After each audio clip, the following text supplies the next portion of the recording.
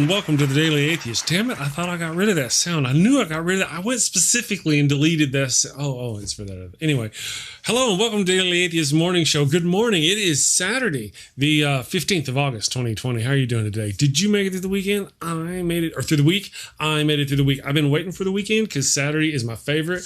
No offense to any of my other co-hosts, but Leighann is my favorite co-host because we do the sci-fi and we nerd together and we do all that stuff. So today, me and the wonderful and amazing comedian Miss Leighann Lord are going to be talking about my upcoming sci-fi channel. Of course, we'll also talk about regular sci-fi because we can't not talk about Star Trek.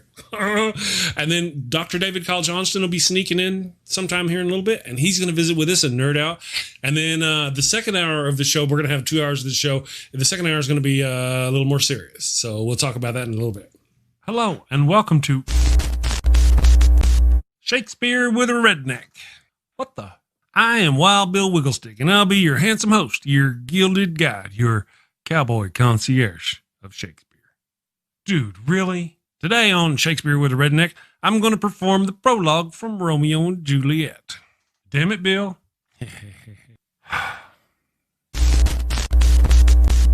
Two households, both alike in dignity in fair Verona, where we lay our scene.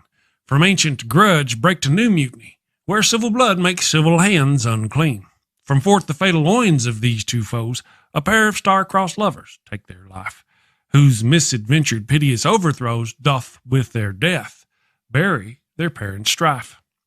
The fearful passage of their death-marked love and the continuance of their parents' rage, which but their children's end not could remove, is now the 2 hours traffic of our stage, the which if you with patient ears attend, what here shall miss, our toil shall strive to mend.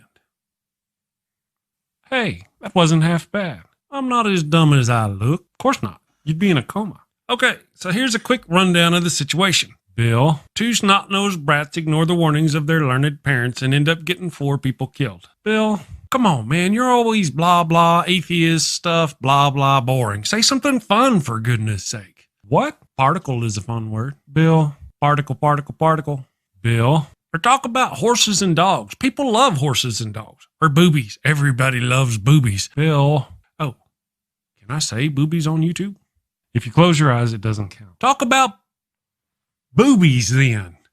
Okay? Everybody loves those cute little blue-footed bastards. It hurts right here. Culture, baby, coming at you. Avoid bringing a plague on both your houses. A plague on both your houses! By hitting that subscribe button, then that little notification bell. And bang that thumbs up button like frisky cousins at a family reunion. Thank you and take care. Peace. All right, so that was, that's my little commercial for Wild Bill Wigglestick. I like my Wild Bill Wigglestick. All right, so here's my co-host this morning, Miss Leighann Lord. Yay, hey, Leighann. Yay. I know. Oh, it's so good to have you with me today. We're going to talk some sci-fi nerding and some stuff. And look at that. It's, you know what? It's already all right. So hello, nurse. Good morning, Dr. Kyle. How are you? Let me get my thing going here. I forgot to Dr. change. That's quite all right. There we go. I got you right. Dr. Kyle, that's not, oh, there we go. Okay, Leighann. All right, good morning, everybody. Hey there. So I've got the comedian, and we've also got the philosopher, Dr. Kyle Johnson. Good morning. Morning. Thank you for, did your online lecture go okay, I presume? Yeah, it went great. It went great. Actually, what I did was, I thought ahead of time, I recorded the lecture itself beforehand. And so when it was time for me to give it, I just hit play and let it play. And then I sat back. And then after it was done, I answered questions and did the Q&A and all that kind of stuff. It worked really well. Online conferences are freaking awesome. Awesome. Wonderful. Smart. I should be taking notes. That's great, man. It was really nice because I didn't have to worry about was I going to do it right? Or am I going to go over time or whatever? I knew exactly how long it was. It went really well. That's wonderful. And you made great time. Yeah. I almost made it in time. So. Yeah. No traffic. No traffic. All right. Well, this is what I love about my job right now. No traffic. Well, unless you count the speed bump cat in the hallway. Well, so thank you both for joining us. I'm sure almost all of my viewers here are familiar with Dr. Kyle Johnson. He is a philosopher at King's College, and he also taught a course on the great courses online, and he's got a lot of that stuff. So if you're into that sort of thing, go check it out. I've got some links for him down below. Go check those things out. Thank you, Kyle, for joining us. I've got some news. I'm going to be starting my own sci-fi review channel. Woo! Yeah. I know. It's going to be called I Spy Sci-Fi, and that's the channel name. And then I'm going to review sci-fi. I'm going to start next week. And right now, I'm tentatively have the time set for 10 p.m. So it'd be 6 on the West Coast and 10 at the, or however that works. But I don't know. I may, because that's 8 o'clock for me, and I'm an early bird. I get up at 4 a.m. So I may move that back to 7 o'clock for me, which would be 9 o'clock p.m. on the East Coast. I think that's what we may do. But here's the deal. For the first episode, I'm going to come on and I'm going to get an introduction to me and sci-fi and my experience with sci-fi and the things that I got going on. The second episode is going to be my review of the 2 seasons of Discovery, to kind of catch us up sort of on that. And then I'm going to watch every night. The wife is going to come home. We're going to watch, like, for example, Picard first. We're going to start with Picard, watch an episode or 2 of Picard, and then live stream review them after the show. Not unlike we do now. The difference is it'll be just me. It's not going to be me and other guests most of the time. It's just going to be me, because I can rant all by myself, all alone and scared. I don't need no help. Now, but Saturdays are going to stay the same. I'm actually going to move the Sci-Fi Saturday show over to the I Spy Sci-Fi channel, and we're going to start doing that over there, because we hardly ever talk about religion over here on the Sci-Fi Saturday show. Yeah. So science fiction seems like its own religion in a way. Yeah. Absolutely. Yeah. Well, especially varying belief systems. Yes. The nerding. And people can believe them in the same kind of way that they believe. Yes. Like there's a Church of Spock, or at least there was at one point a Church of Spock that basically not worshipped, but idolized Spock and his approach to life in a certain kind of way. Look it up. Just look up Church of Spock. You can find they had a big mural of Spock on the outside. You know what? I'm not surprised at all.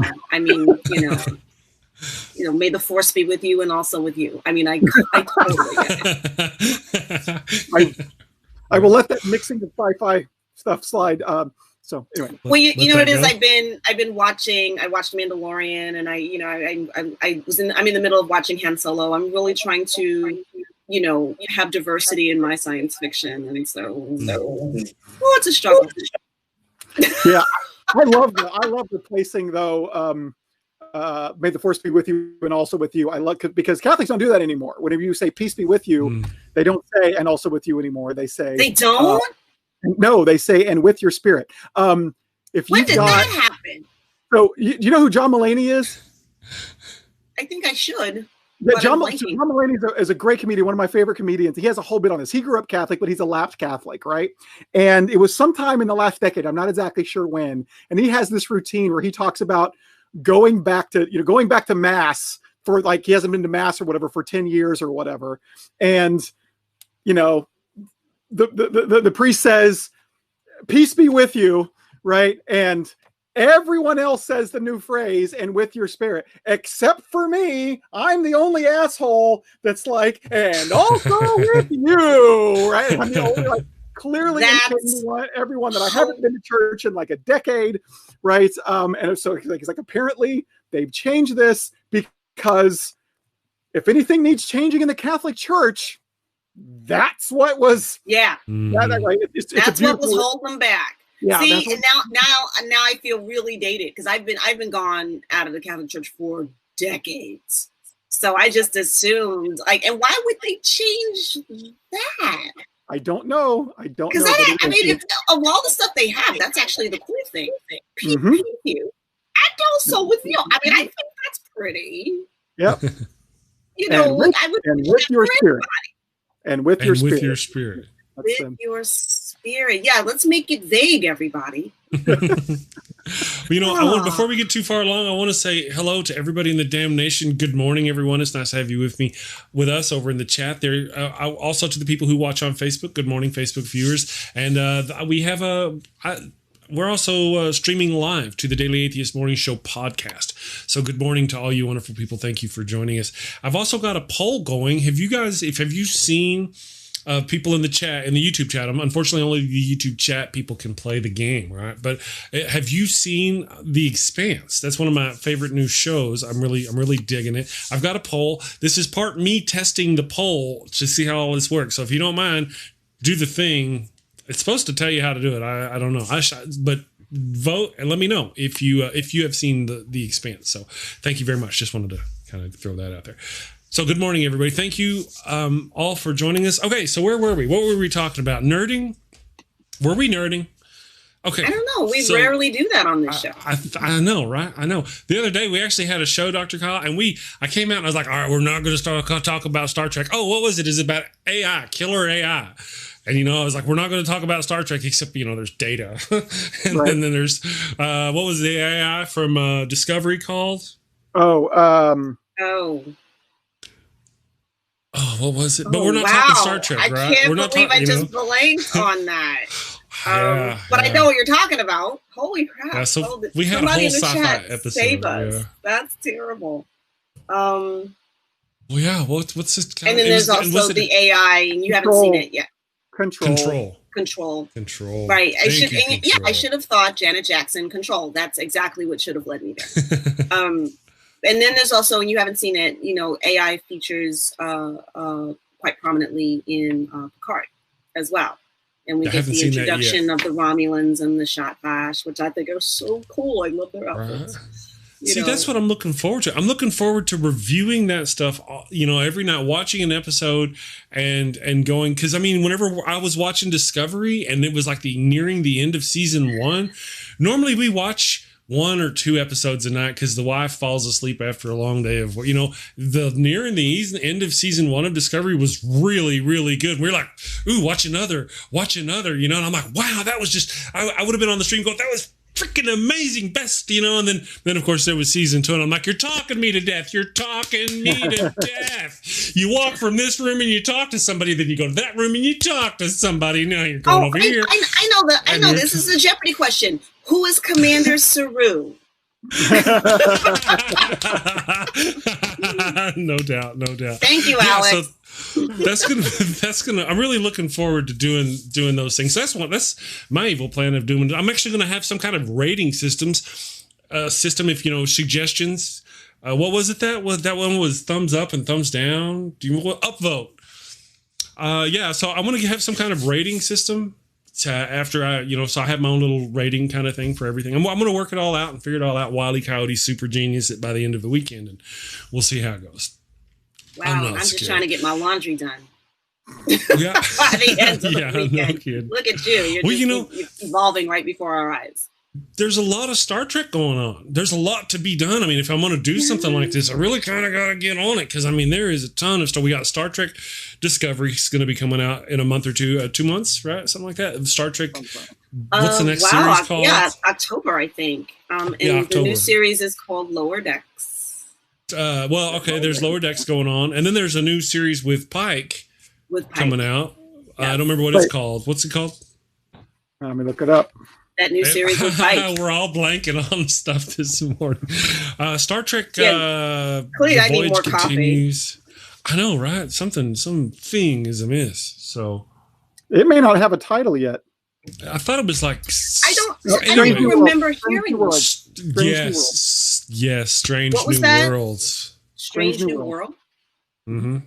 Strange New World. So that one there is that's the new show coming out. I'm not sure when this starts either, but it's coming out soon. So if I want to be doing reviews of these kind of things, I really kind of need to get on it because there's Picard right now. I got to catch up with Picard, and then so if I catch up with Picard and these other shows, then I got the Lower Decks to go through, and I'm not really sure how I feel about the Lower Decks. I'm afraid. I have fear. I have fear and panic that what's going to happen is I'm going to watch it, and I'm going to be like, it's bad. It's going to be dumb, and it's going to be bad, and it's going to be dumb, and I'm going to like it, and that's what I'm afraid of. That was fun. I don't even know how to have this conversation with you. I don't even know what to say to you because I've watched the first 2 episodes. Are they good, Leighann? I haven't seen it either, Leighann. Is it good? Oh, drop some knowledge on us. How are we defining good? Oh, okay. Do you like it? To what limit of vulgarity can we have on the channel? That's kind of, that's not a good face. I don't know. I don't. I remember when Discovery came out, and a lot of people were angry. And one of the comments that they said was that it's a nice show. It's not Star Trek.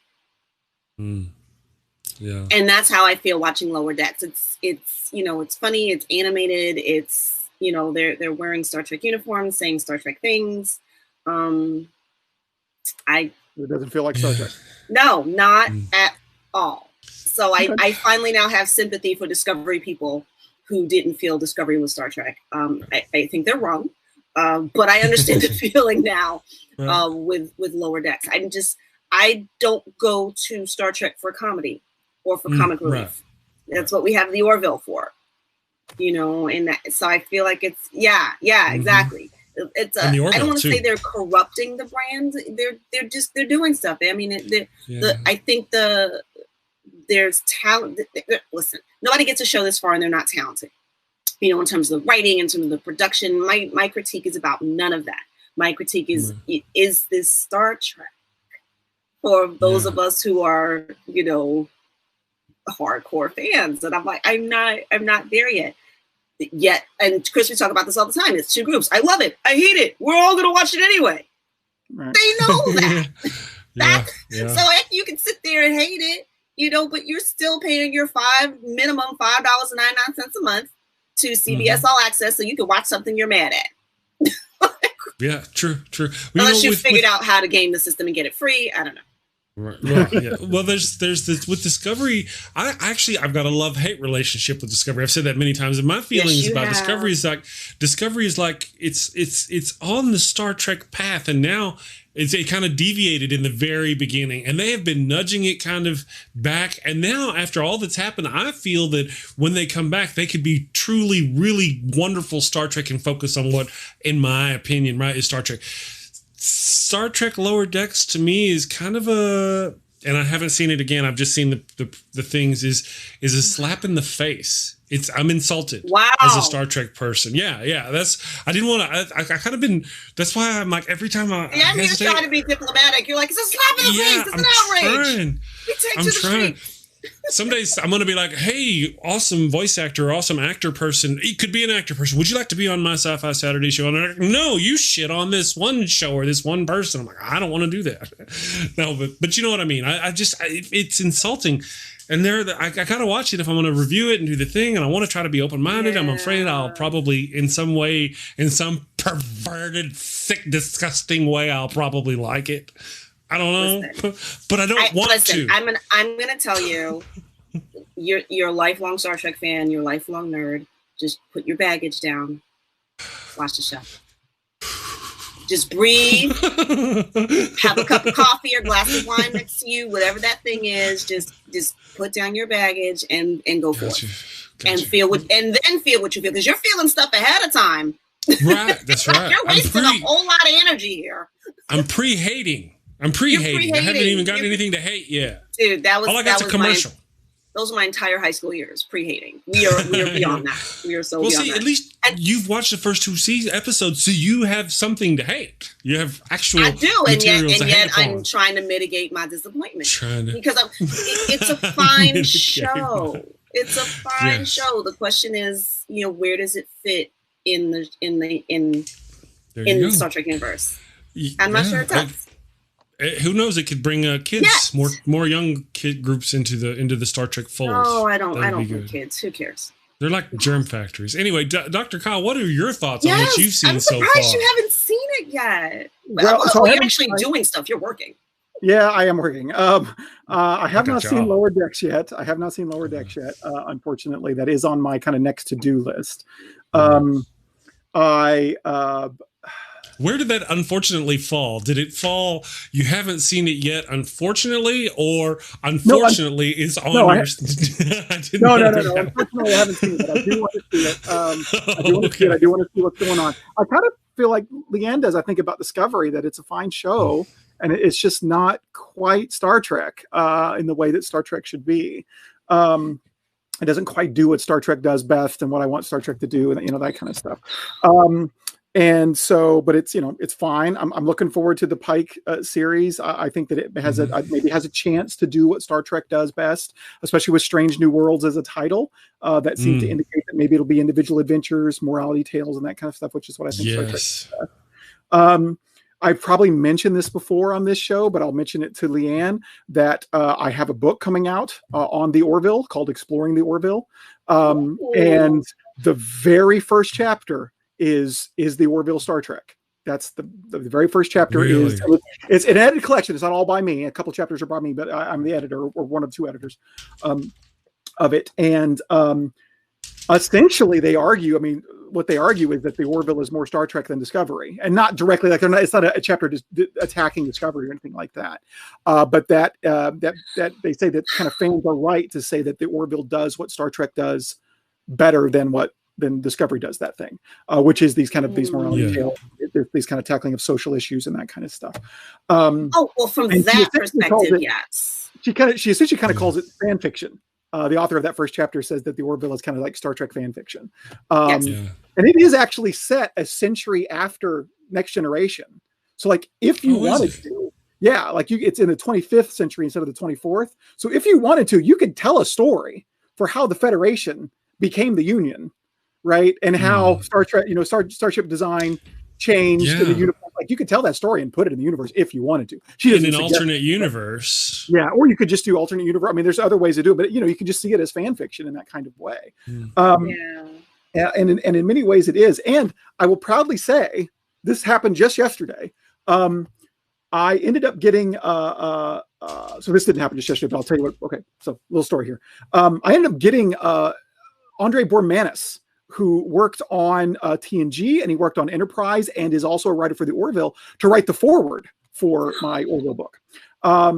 And through that connection, I was able to get Seth MacFarlane to read a copy of the book, like the Word documents and stuff, the manuscript or whatever, to write a blurb. And I got that blurb yesterday. And he really liked it. He was very impressed with it. And specific, I don't think I'm legally allowed to like share it specifically. Like I can't read it to you or anything like that. But essentially what he said is that I created the Orville because I thought that sci-fi had shifted from, you're paraphrasing here, but from morality tales to twists. Right? To like giving you plot twists and that kind of stuff, and not tackling the moral, social, political issues that sci-fi is supposed to tackle. It's doing all this twisty plot stuff, which is fun, but it's not what sci-fi is really good at. And so I did the Orville to try to get back to that. And my book keys in on that exactly, and is like he says something along the line of, this is exactly the kind of book that I was hoping the Orville would inspire, that digs in to these kinds of issues and identifies what we're trying to get at and that kind of stuff. And he even said that I made him think about things that, I shouldn't say that. The book makes him think, him and the writers think about things in regards to the Orville they hadn't thought about before and stuff like that. So like, I'm really excited. The book's not out yet, but I was very encouraged by Seth's blurb. Oh man, that's great. Yeah. That's really great. Congratulations. Thanks. I love when nerdy gets scholarly. it feels like it just justifies, the time spent on it, even when it's not my scholarly work. I feel like we can reference something. I remember when years ago, somebody wrote a book called "What Would Buffy Do?" because it was at the height of the "What Would Jesus Do?" Right. And it wasn't a silly work. You would think it is. It actually wasn't. Nope. Buffy fans were quite serious years ago. But that's wonderful about your book. When is it out? When are we looking towards? I'm hoping that it comes out by the end of the year, beginning of next year. Okay. I don't have full control of it. It's in the publisher's hand right now, and they typeset it and Then I got to index it once it comes back to me. But I'm hoping that it will be out before season 3 of the Orville comes out on Hulu. But that's the hope anyway. So I don't have an exact date. I guarantee you when it does, I will be right back here and we will be talking. Oh yeah, you know. Absolutely, yeah. I got to figure out a way to get you on Point of Inquiry like that. I was mentioning that to Chris because I love the intersection of philosophy and science fiction, and a huge part of that audience are nerds. If you are interested in when sci-fi gets. When sci-fi goes academic, let me share something else with you that I've been working on. And this is something I've been working on all summer. and you can actually see part of it now. So I'm trying to find the list. Aha, here we go. So another project I'm working on is the Palgrave. Palgrave's a publishing house. The Palgrave Handbook of Popular Culture as Philosophy. The idea of the handbook is to treat popular culture as philosophy. So it's not and philosophy, it's as philosophy. So there's a whole series of books. There's actually 2 series of books that are and philosophy. You can find, like, for example, I went the wrong way. Like my Black Mirror and philosophy book, right, is in the Wiley Blackwell series, the and philosophy series. And if I were to pick this up and read, there's everything from, let's see, Battlestar Galactica and philosophy, Big Bang Theory and philosophy, The Big Lebowski, BioShock, Black Sabbath, Daily Show, Dungeons and Dragons, Family Guy, Game of Thrones, Green Lantern, Harry Potter, Hobbits, House, The Hunger Games, Inception, that's one by me, Metallica, South Park, Star Trek, Star Wars, Superman, Supernatural, Terminator, True Blood, True Detective, Twilight, Veronica Mars, Walking Dead, Watchmen, goes on and on and on. It's a huge, huge series. But the purpose, it's a great series. I've edited a few books in it. I've contributed to more than 20 articles. It's an awesome series. But the and in the title indicates kind of the purpose of it. What it's doing is trying to introduce philosophy to the masses through a medium that they will find interesting. Yes. Right. And so you use Star Wars or Star Trek or whatever, things that people are already interested in. And you say, oh, if you watch this example of this show gives us a really nice thought experiment to talk about this philosophical issue. Right. And so if you want to talk about artificial intelligence, you can talk about data, or you can talk about the, C-3PO and R2-D2, or, but it basically like gives you a platform by which to talk about and introduce philosophy. That's the end. That's this. The Palgrave Handbook is doing something different. It's suggesting, and I kind of do that in this book too, just because I was in control of it. I kind of took this approach a little bit more. But this is also what I do in sci-fi science fiction as philosophy. I feel like I'm like hawking my wares here, but I'm just trying to like explain what the approach is. It is to treat it as philosophy, not something that is useful for introducing people to philosophy, which it is that too, but to treat it as something that's actually making a philosophical argument or raising a philosophical question. And so, for example, like in lecture 5 of Sci-Fi, I treat Carl Sagan's movie Contact as an argument that science and religion are compatible, and that you can actually pull apart and figure out what that argument is from watching the movie and analyzing the movie. And then you step back and you like, is the argument right? Is he right? Are science and religion really compatible? And that's the kind of thing I do in here. That's the kind of thing that this Palgrave Handbook does. And it is huge. It is, in the end, it is going to be at least 100 chapters, it looks like right now. Oh, good Lord. They are between 6,000 and 10,000 words. It is freaking enormous. So each chapter is between 6,000 and 10,000 words. Some of them go a little bit over. It's not just science fiction, it's popular culture. But it is an online collection that it's an online collection that is continually being updated. And when it's finally finalized, it will be put in a big giant print book that'll probably be about yay thick. Right. Wow. But between now and then, as the chapters are completed, they're available in Palgrave's online catalog, essentially, in any library, which is almost all of them. Any library that has access to the Palgrave catalog, which again is most of them, you can get any of these. You can get any of these chapters. And just to give you an example, like a sampling of ones that are already out right now. Let me pull up ones that are already out right now that are already published. Twilight Zone as Philosophy 101, which introduces philosophy. Star Trek as Philosophy, Spock as Stoic Sage. Star Trek The Next Generation as Philosophy, Gene Roddenberry's Argument for Humanism. Battlestar Galactica as Philosophy, Breaking the Biopolitical Cycle, so that one's about politics. Mr. Rogers' Neighborhood as Philosophy, Children as Philosophers. Inception as Philosophy, Choose Your Dreams or Seek Reality. Okja as Philosophy, if you haven't seen that movie, that film, it's very interesting. Okja basically is a giant sentient pig, if I'm remembering correctly. But it's called Why Animals Matter. 2001 is Philosophy, A Technological Odyssey.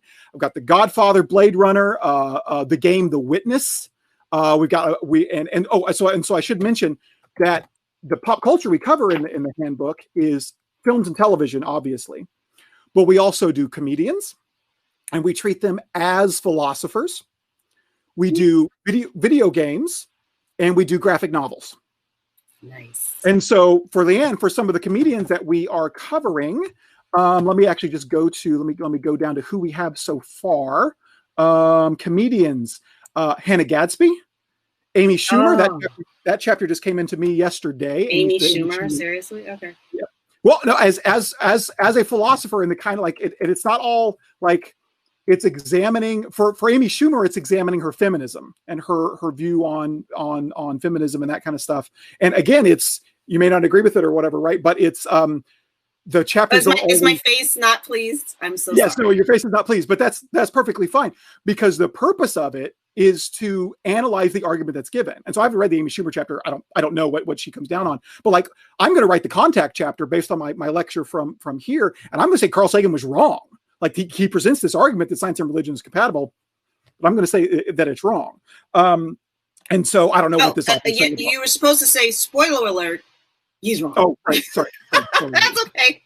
But okay. So what we're considering is Hannah Gadsby, Amy Schumer, Stephen Wright. We've got a chapter coming on George Carlin. Another good example of where you may not agree or disagree is Louis C.K. Right, but we're treating him as a philosopher, and it will definitely. The subtitle of that one is The King and His Fall. Mark Maron, Loisa Gola, Hari Kondalabo. I always mess up his last name. Harry Kondabolu. There we go. Harry Kondabolu, which I just read that chapter, and it is magnificent. It's so good. We got a chapter on Richard Pryor, Larry David, Jerry Seinfeld, Lucille Ball, Dave Chappelle, Ricky Gervais. That's where we're at now. I actually just sent out a call for more. I'm hoping for more people to come in and suggest more comedians and that kind of stuff. But that is the idea. I had one on Maya Rudolph, and then the author backed out. I was very, very disappointed. Then I'll write my own chapter on me. How about that? Okay. But that's the kind of thing that the handbook is doing, and a number of those are available already. So if you just Google Palgrave Handbook of Pop Culture as Philosophy, you'll find the ones that are already published, and those are accessible now. And there's many, many, many coming in the future. So I'm just writing this down. This is awesome. Thank you. Kyle, we have a question for you from the chat from John Hammond. He asked, he'd like to hear your take on The Falling Star. Are you familiar with that? I am not. What is The Falling Star? I think it's a TV show. I'm not sure. I see a 1950 film. The Falling. Yeah, that may be it. Hey, Tons of Mice. I think here's the deal, brother. I think you have to put the exclamation point vote and then a space and then put your vote just like that. I see you trying. You're just missing. So I'm just letting you know. I appreciate it. He's trying to vote for our poll. So sorry, go ahead. Ask them whether they're talking about the 1950s West German film, The Falling Star, okay. or I'll let you know as soon as he responds. The short film. I'm seeing one on YouTube that is a short film that came out in 2016 that looks very sci-fi-ish. But I unfortunately have not seen either one of those, so I cannot comment on it now. Oh, wow, that's actually refreshing. Did you hear that? I haven't seen it, so I'm not going to comment on it. As opposed to everyone else in the media that goes, I don't know what this story is, but I have an opinion. Hey, that's how I started with Lower Decks, right? But I even said that was the case. No, you said that. You said that. That was a knock, not a knock on you. That is a knock on who they let commentate on what on television. It'd be so refreshing if somebody went, you know what? I didn't hear the comments. I didn't see the film. Yeah. And that's the only reason why I watch stuff. I don't feel I could trash talk something unless I've seen it. And then what'll pleasantly most times happen is I see it and I go, oh, that wasn't bad. What are all these other people being crazy about? Gotcha. Yeah.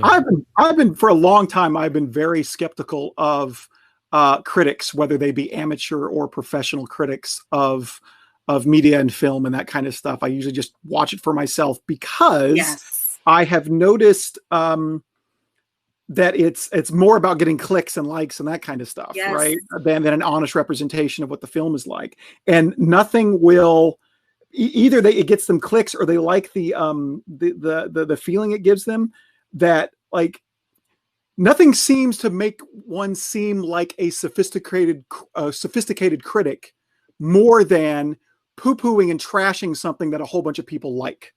Like if something's popular, right, you can kind of show that you're above it by, well, I know everyone else likes this, but I don't because I've seen these flaws and I've seen and blah, blah, blah, blah, blah. And so it's actually no good. Well, it's great. It's fucking great. You're just trying to seem more sophisticated than you are by nitpicking and finding little flaws with it when it's perfectly fine. It's really good. And so I stop.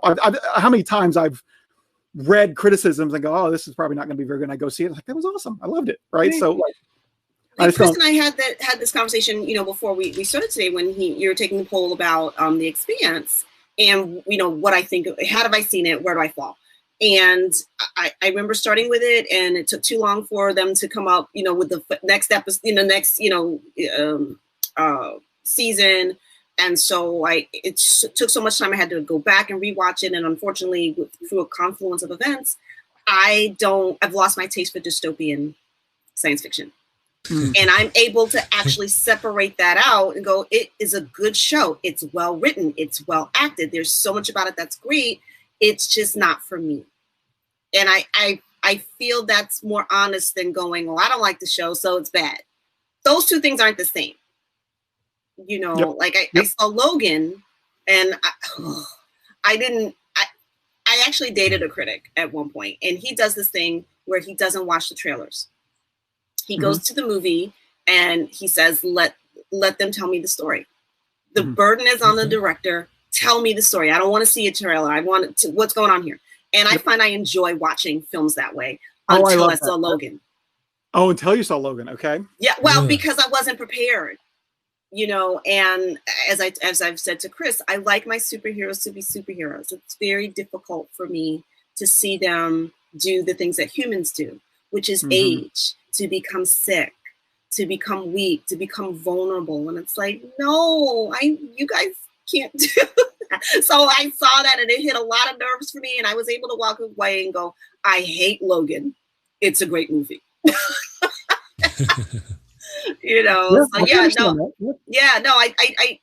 you're right. I think people like, oh, I'll just critique this thing and get, be mean and get clicks. And it's like, I think you could be a little bit more nuanced than that. Yeah. And then get a more dedicated fan base, not just clickbait. Yep. Agreed. I guess oversaturated with the X-Men and Marvel and oversaturated. What just too hard. There's too much of it. I don't care. No. Too much, right? Especially by like you were talking about the end of Infinity Wars. The end of Xfinity, the end of Infinity Wars, the second movie was like, oh my god, this is ever going to end. Oh, Endgame. Yeah. Endgame. Can we please end this? Can we please end this movie? It's still on. It's still running. Yeah, they're still going. The credits are 2 hours long. Like it's yeah.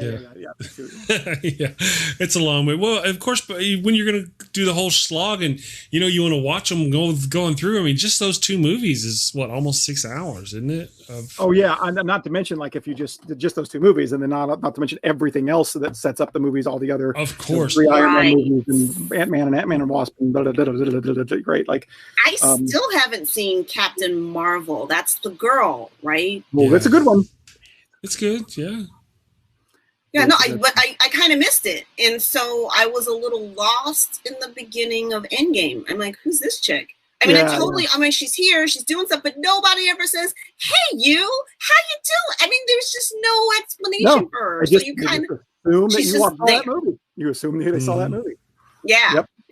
So, same thing with Ant-Man and Wasp. You didn't see Ant-Man and Wasp. You don't know where Ant-Man is or who he is or where he came from or where he was in that little thing and like, yeah, I mean, that's got to keep up with all of it or whatever. See, we have not seen Ant-Man and Wasp. I saw Ant-Man, did not see the second one. So I'm failing as a nerd. I don't know why it doesn't capture me. Oh, I know why. Chris knows why. I'm bug phobic. I am completely bug phobic. It is Ant-Man and Wasp. Yeah, no. I know they fight for good. No. That's all you need to know. Yeah. Well, I don't know. I guess there's a lot of things that, I don't know. I just have a real hard time with Ant-Man. I think, if I may, I want to say this. Just kind of, it's just stupid. It's stupid. They're going to make this guy this big. Sometimes when he runs, he's so heavy, he leaves divots in the thing. Sometimes he doesn't. Sometimes he can do this. Sometimes he can't.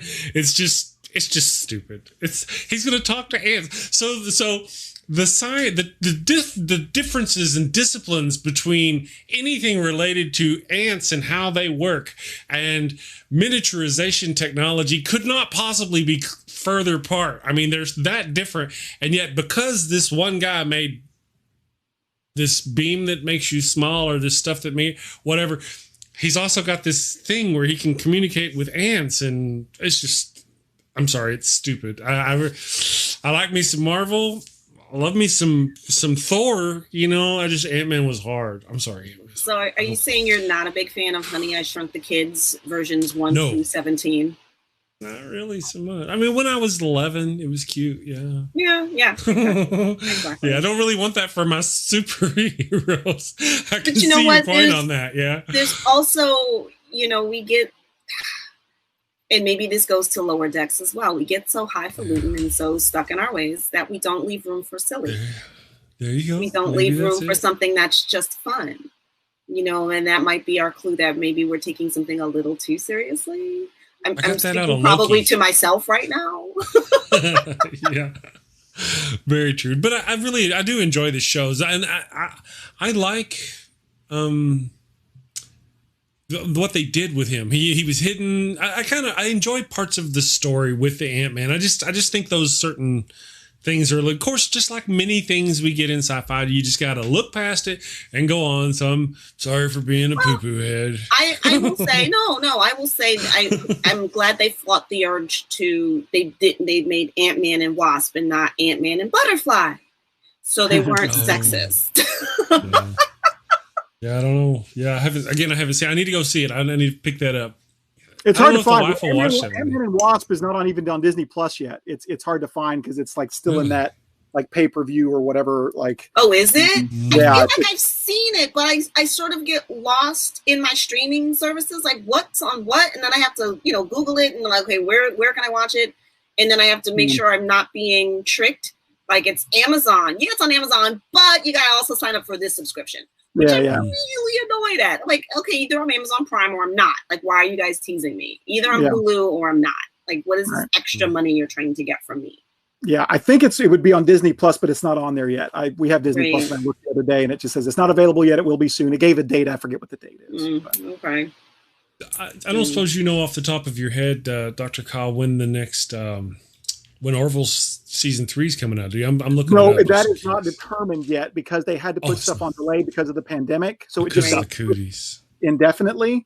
And so, could be, in my head, I've kind of got March 2021 as a possible, but that's really just a guess. It's really just a guess.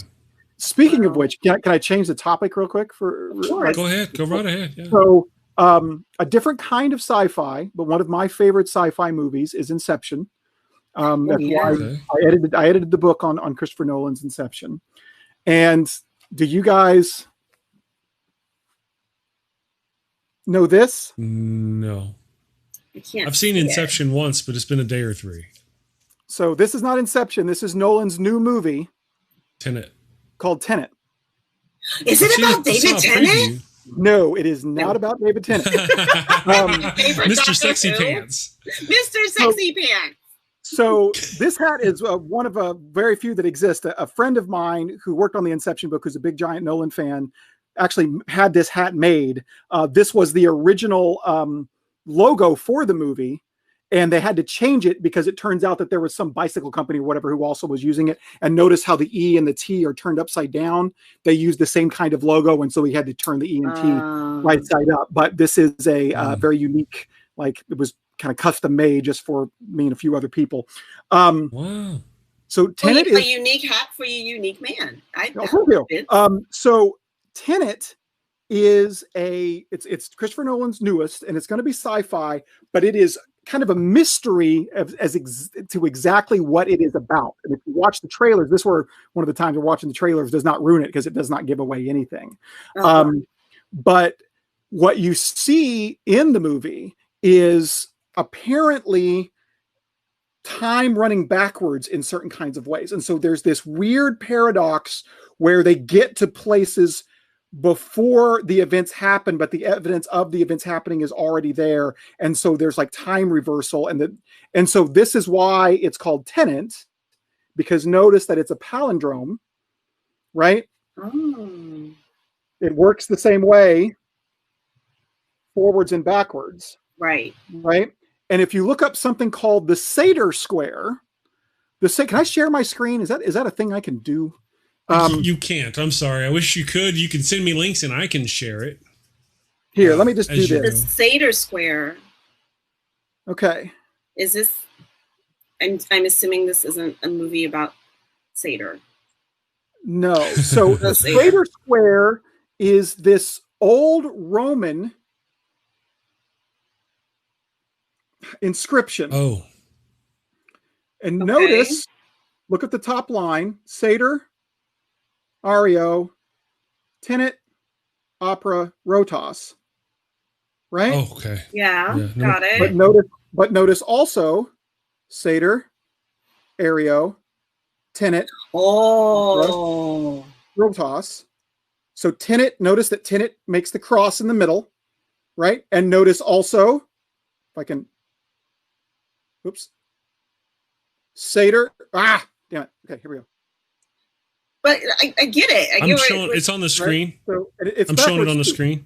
Sator, Opera, like you notice that it runs like all the words run this way, they run that way, they run up, they run cross, right? Like nice. And so it's this kind of reverse, like the perfect palindrome. Like the whole thing is a perfect palindrome.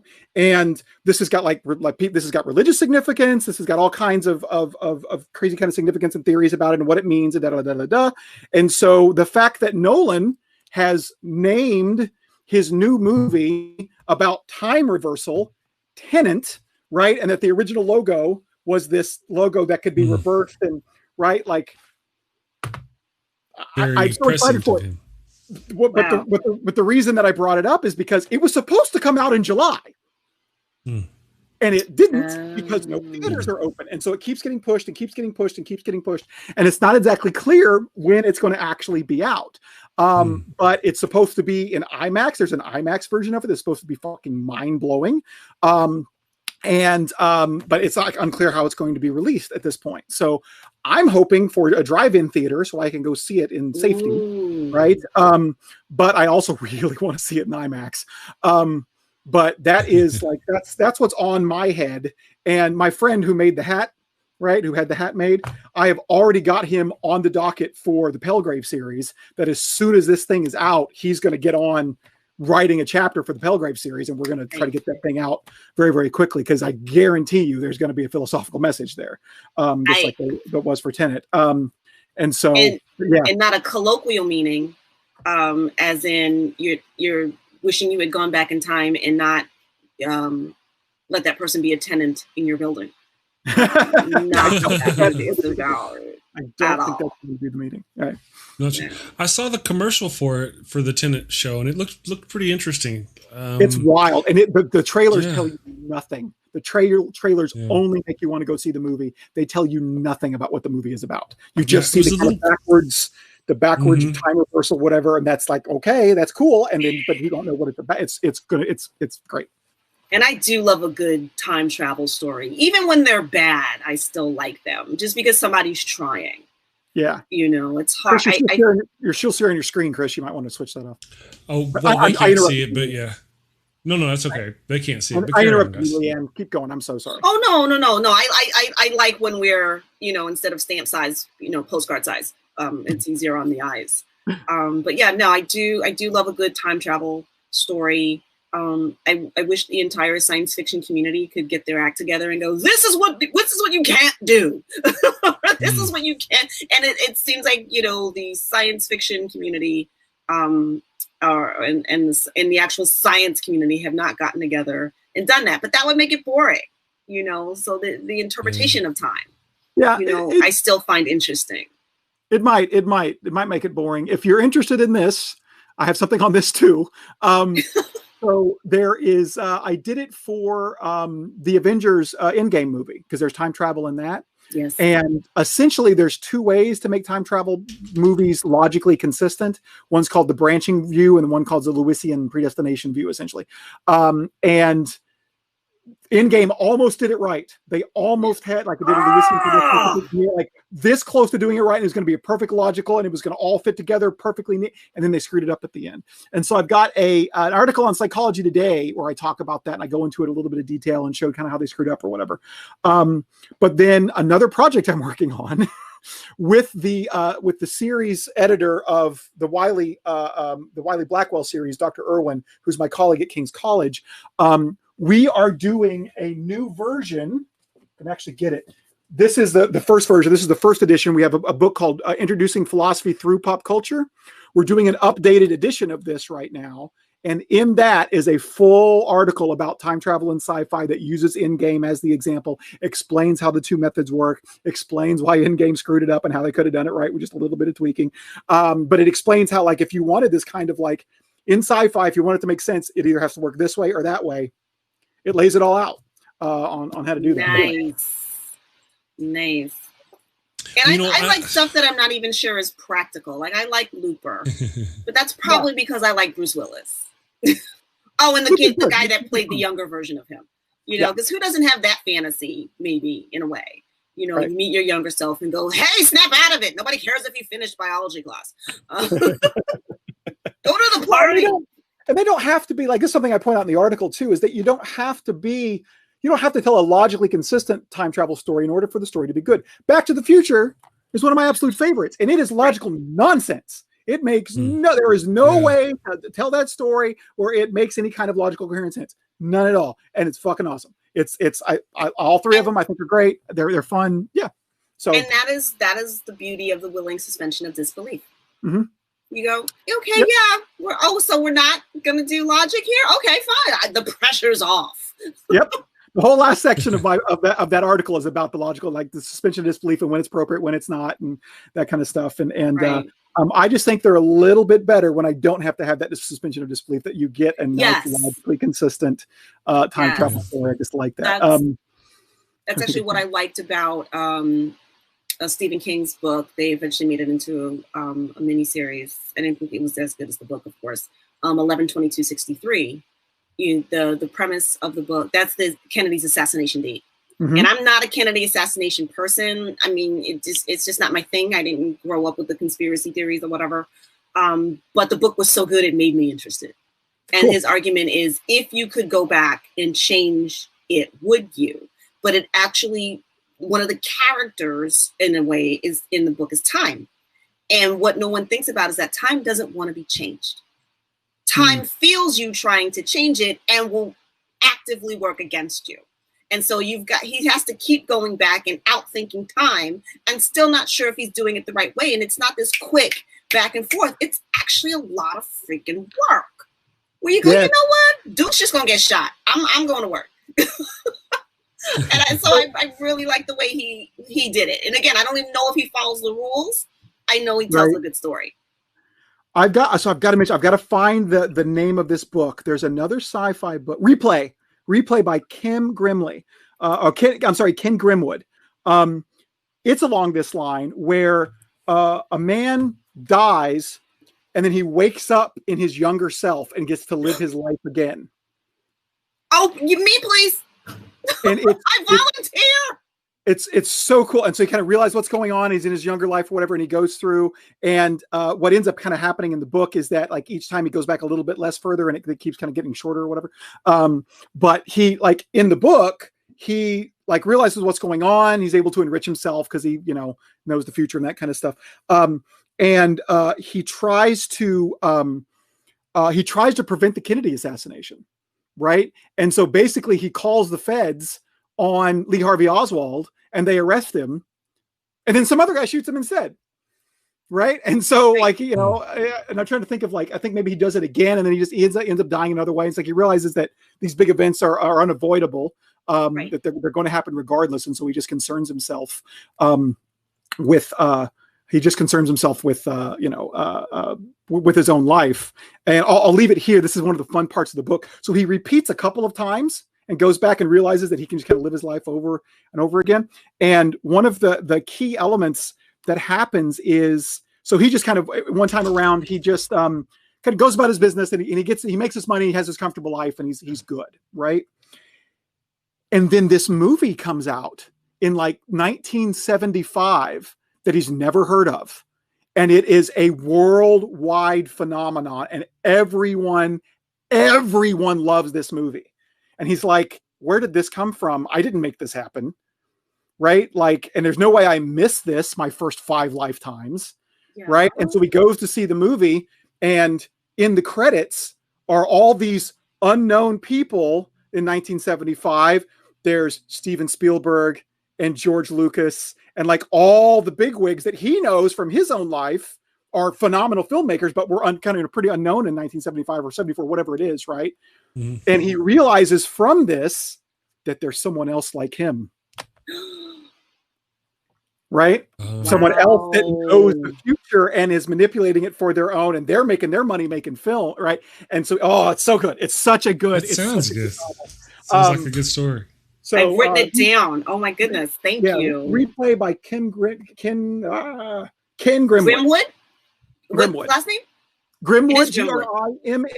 Grimwood. Grimwood. Got it. I hope the library has it. It's on Audible as an audiobook. That's how I did it. It's great. Oh yeah, I'm an audiobook person myself. I sometimes fear I've lost my zest for actual reading because I love audiobooks so much. I feel like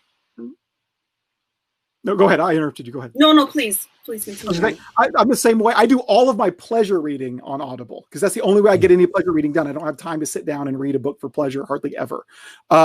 But I do so much academic reading. I'm not worried about my, that's all I do is read, but it's all academic stuff, right? So, but I do all my pleasure reading and stuff on Audible. So.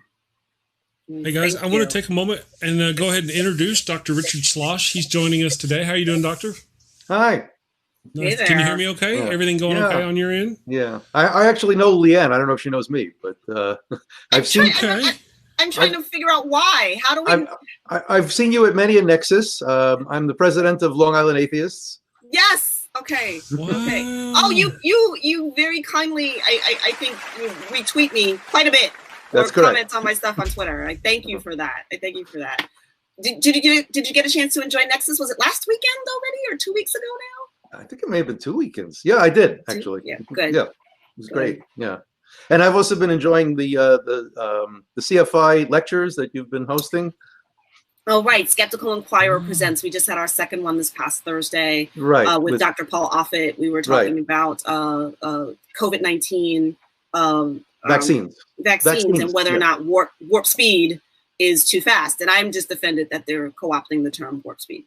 Right. Yeah, I am too. Right. Well, yes, being a captain as you are, I could see why that would trouble you.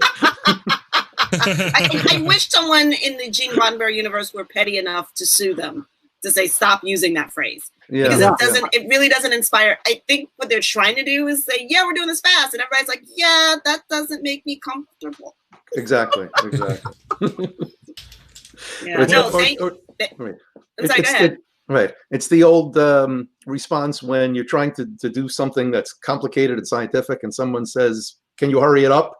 And the response is, do you want it done fast or do you want it done right? Yep. Mm-hmm. That's, in not just that talk, because we also did conspiracy theories 2 weeks prior. With Dr. Osinski, right. Yes, Dr. Osinski. Mm-hmm. And just that and all the supplemental reading that I'm doing, people, and yes, the vaccine is the way to go. That's what people are hoping is going to get our lives back. But it's like the faster you do it, the less people trust it. Exactly. It's like, how long does it take to make a vaccine? And you look at the history, and you don't even have to be a deep, science person to go, if it took y'all a decade to do this one, right, why are we thinking you're going to get this one done by, October, just in time for Halloween? Right. So you want to trust, you want to hope, but then you're like, Yeah, the mumps vaccine was supposedly the fastest one ever in history, and that was 4 years start to finish. Mm-hmm. Right. Really? Mm-hmm. Mm-hmm. So for me, I'm just investing in really cute masks that match my outfits. Like Good Nancy for you. Pelosi. All the hand sanitizer I can store. Yeah. But yeah, no, those talks are great. My fear with them is that they're reaching people who are already in the choir. Yes. Do you know what I mean? The people that come already, share these opinions and ideas, and they just want, maybe deeper information or more confirmation bias sometimes. I hope it's reaching out to more people who go, hey, what's this? I'm a magical thinker. What are they talking about? But most people don't want their ideas challenged. We're going to be talking about that in a couple of weeks. Carol Tavris, who wrote Mistakes Were Made, But Not By Me. And I'm listening to her talks. I'm reading her book, and I'm like, oh, dear God, I'm not a critical thinker at all. I'm walking around just believing what I want to believe about the world. And so I'm going to enjoy that talk. It might be a bit, well, it's not even, we're going to be, having a conversation. And I'm like, wow, I feel like an idiot. I'm looking forward to that one also. Yeah, that's on the 27th. Yes, Chris, I'm sorry. I'm just going to snag it and take it away. We're moving away from the science fiction thing for Sci-Fi Saturday. Thank you very much, everybody who did the Sci-Fi Saturday. Some people have actually been waiting in the chat for Trump talk. There was people asking, when's that going to start? And it's time. So if you guys are ready, I've got, of course, I didn't really get much of a chance to introduce Dr. Richard Schloss. He's a psychiatrist. Doctor, do you want to kind of catch us up with you real quick? And what would you like to do? I'm sorry. Yeah, where do you write and what do you work? Yes, what do you do? I'm sorry. I'm just kind of distracted trying to write the show, and I wanted to try to give you some kind of introduction before we threw the wolves to you. Okay.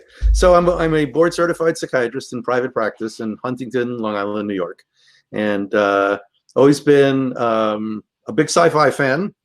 Star Trek was one of my all-time favorites, and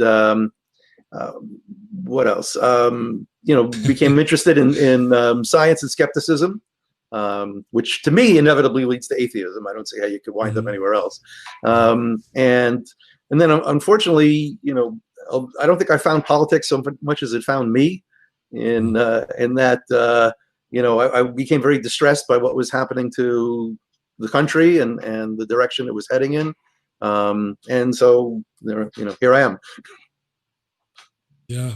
Gotcha. Well, thank you for that. So there's been a lot going on this last week. Miss Leighann, whenever you decide you need to bounce, let me know and I really do want very much to stay for this conversation because I love a good bashing. I really do. The day doesn't really get pumped unless you're having a good blanket party. Of course. But I do have to leave for other obligations. But gentlemen, please, I'm sure you will do us all proud. But Chris, as always, it's a pleasure, and I look forward to at some point talking to you about Lower Decks. Yes. Well, it'll be not too long, so we'll yes. figure it out. And Richard, good to see you again. And Dr. Kyle, you are so amazing. I learn every time you're on the show. I really enjoy it. Thanks, Leighann. And I'll try to watch Lower Decks too. Maybe I can join the conversation on that. Awesome. All right, you guys enjoy. Okay. Excellent. Thank you. All right, guys. So, what do you want to? Should we all sit around and start by vilifying the post office and tell our horror stories about how bad they are and why the post office should be? Wait. Wrong show. Wrong notes. You must be hearing the feed from Breitbart or something like that. Right. True enough. So, what do you guys think about what's been going on? I mean, this has been a crazy. I'm gonna once I get you guys started, I'll fix the thing where Miss Leighann is gone. But I mean, this past week has been crazy, and I have been predicting that he actually wants the virus to blow up, to increase and have more of it everywhere. So we're not, especially come November, right? So that's why we're doing things now. So we won't be able to get out and vote. And the only option we'll have is what? Voting by mail. Right. And they're trying to kill voting by mail. They're literally trying to steal our nation from us. And that's kind of what I've been saying for quite a while. This is a coup. Yeah. So I think one of the things we're struck by is that there were probably always shenanigans going on politically. I mean, I don't know how much of this is true, but I grew up with the stories about that. In the Kennedy-Nixon election, there were a whole bunch of voting machines that found their way to the bottom of Lake Michigan in Chicago. Who knows? But but the point is that whatever was going on behind the scenes, and people they understood that if they got caught, that there would be an outcry, and they were embarrassed by it. And I think it was 2 days ago that Trump was being interviewed on I don't remember if it was radio or TV, but it was a national program, and he came out and said, well, they want $23 billion to keep the post office going, and we're going to make sure they don't get that money because then they won't be able to handle the mail ballots. And he just comes right out and says it. He did, didn't he? Yeah. And there's no universal outcry. Isn't that illegal? Isn't that illegal? I mean, I thought election tampering is illegal, for one thing. And that's what I would have thought. Yeah. And plus, there are laws on the books about tampering with the mail. It's a federal crime. So I just don't see it, And they are doing that. I mean, they're intentionally hamstringing the U.S. Postal Service, and they're openly doing it. There's no obfuscation. They don't seem to care. And my understanding is the guy who is partly in charge of that is actually has stock in a competing company or something of that nature. Is that right? Yeah, Mr. DeJoy, I believe, is the current Postmaster General, whose qualifications apparently for the job are that he was a big donor to the Trump campaign. That's just. I mean, the corruption in our nation is horrible, and then it gets to the point where, okay, so check this out. Here's one of the scenarios that could happen. They literally lose the election, and they come out and say, "No, we won the election. We won. The numbers say we won." And then there'll be some investigation where somebody has to come in and do an investigation, and that person will be appointed by whom? Trump. Right. And no, I mean, that's what I said. My whole deal is that whenever we lost the election the last time, we lost. It's done. Right. I don't have a very good outlook for what's coming up. The way they've come in and everything look what happened with his impeachment. How much evidence was put forth? Why was it not put forth? How many witnesses were called? Why were they not called? Exactly. His own lawyer sits in jail now for things that Trump denied doing, and now he's admitted doing and has pled guilty to. This lawyer, right? Why is this guy still in office? How is he still in office? David, what's that? As a co-conspirator in a crime that he is now. Well, he's not in jail now because he got out because of COVID, but he is now he is under house arrest for, right? Like that he was convicted of in jail for. That if the president wasn't the president, then he would be in jail. He would be in jail now under house arrest because of COVID, right? But and that's why Richard said it's illegal to tamper with the mail and that kind of stuff. I mean, he's not tampering with it in the technical way of you tear up somebody else's mail or whatever, right? But even if he did, even if directly what he did was illegal, it wouldn't matter because he's the president and no one's willing to hold him accountable for what he's doing. Right? Yes. The only way to deal with the president doing something illegal is for Congress to police him. The House will do that, but the Senate's not going to do it, and so he has carte blanche to do whatever he wants, and he will get away. Yeah, and it's true, unfortunately. Yep. The corruption is just rife in the conservative party. I mean, politicians are just known for being corrupt. I think it's in the definition, but now they're just going too far. It's just too much. And not all of them were. Something happened. Either there's something to do with money or something to do with bribery or something. There's something amiss with these conservatives, and it's been going on for several years, and it's gotten worse. You remember Lindsey Graham? He used to really hate Trump, didn't he? Yeah. Just hated Trump. And then all of a sudden, overnight, bam, he's like Trump's lapdog, orange face from kissing Trump's ass. What happened? Same thing with Ted Cruz. Same thing with same thing. Right. It's either they realize that they're not going to get reelected if they don't back him, right? Or he's got something on them. Yeah. Right. And that's why you need it quick. Well, a few years ago, a whole bunch of them started going over to Russia for these kind of conventions, including Lindsey Graham and these other ones. And I feel what happened was while they were there, they were either bought out or they were blackmailed. Yeah, they got something on them. Absolutely. Yeah. Right. So Russia won the Cold War. We lost. We what we need to do now is say we surrender. Please stop, because our government is just fucking gone. Yeah. I've often said that Lindsey Graham's conscience died with John McCain. Because when McCain was alive, he seemed to still care about the country, and now he just seems to care about Trump.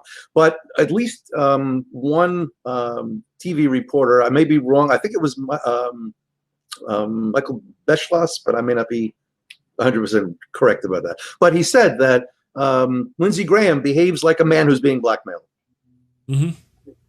Yeah. You know. Well, I mean, Trump does.